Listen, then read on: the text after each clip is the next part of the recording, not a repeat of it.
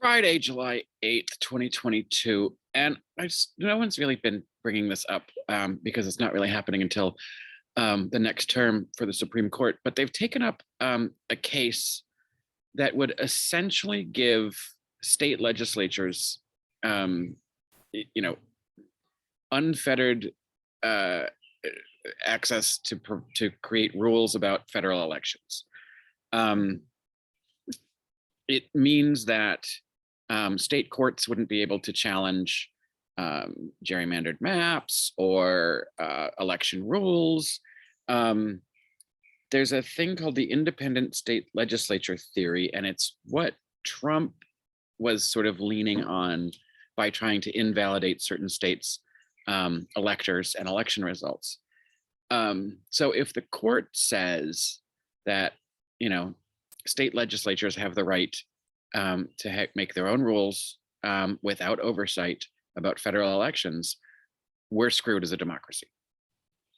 That means Republican-controlled states, and that as corrupt as they come in places like Florida and North Carolina, are going to screw the electorate to ensure Republican victories in their states. Then we've lost our democracy if that goes through.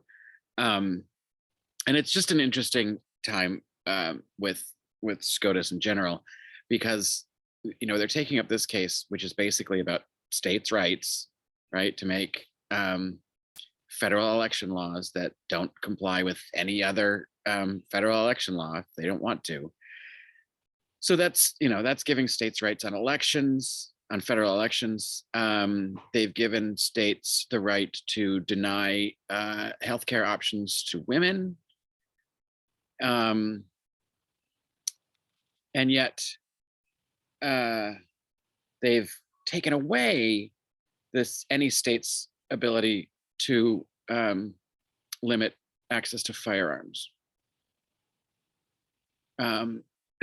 So we're slipping down into some pretty dangerous territory, as if we haven't already.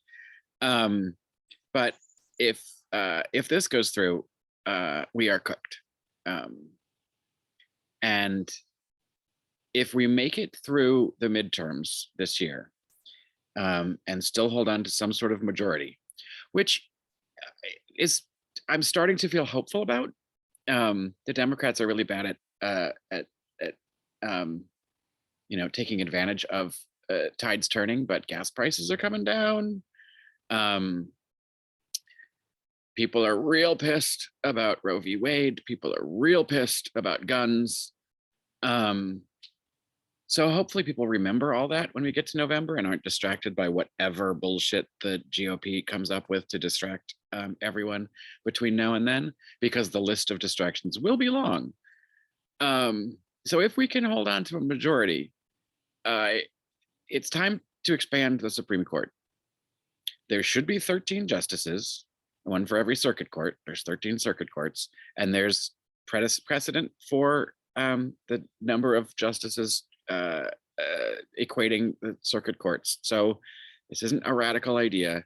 And if you want to ease it in, do 2 justices in this administration, do 2 justices after the next election, whoever that may be. Hopefully. It's a Democrat, but not Joe Biden. It's another whole topic. I don't think he should run again. But who the hell are we going to get to replace him? It can't be Kamala Harris.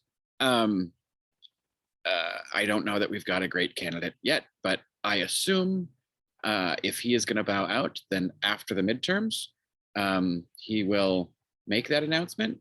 And then I also feel like, since he doesn't have to worry about re-election, he could start to do some good legislative work if we have a majority.